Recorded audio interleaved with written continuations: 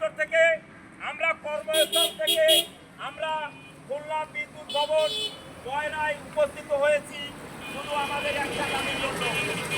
এই দাবিটা হচ্ছে আমরা দীর্ঘদিন যাবৎ টেকনিক্যাল কাজ করে আসতেছি। এই টেকনিক্যাল কাজ করা থেকে এই ওটোপানিকো আজ পর্যন্ত টেকনিক্যাল সাইডের কোনো লোক নিয়োগ দেন নাই এবং আমাদেরকে 24 ঘন্টা গ্রাহক সেবায় নিয়োজিত রেখেছেন। আমরা এই গ্রাহক সেবা দিয়ে আসতেছি সুন্দরভাবে, গ্রাহকরা অবগত আছেন।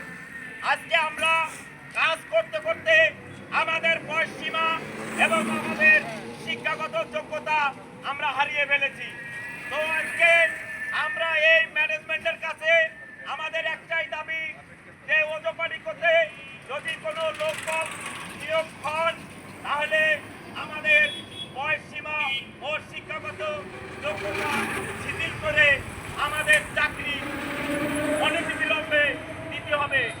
আজকে 2026 সালের 28/6/2026 রোজ রবিবার আমরা 21 জেলা মিলে এই বিদ্যুৎ ভবনে একত্রিত হয়েছি। তার কারণ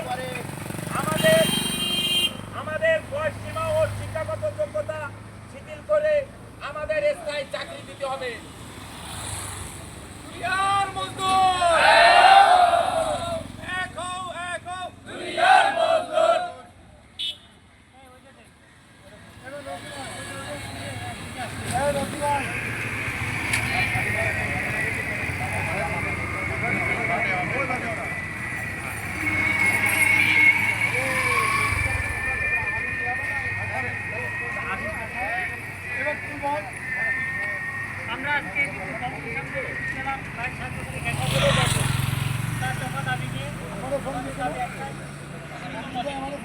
সামনে যায় সামনে যায় না যায় ভিডিও করা যায়, এটা দূরে আসা যায় না ভিডিও করতে।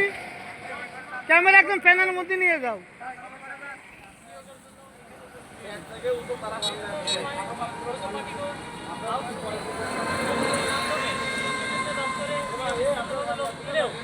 আমাদের যারা তারা কোনো অগ্রাধিকার পাচ্ছে না, যার ফলশ্রুতিতে আমরা এই বড় দপ্তরের সামনে উপস্থিত হয়েছি।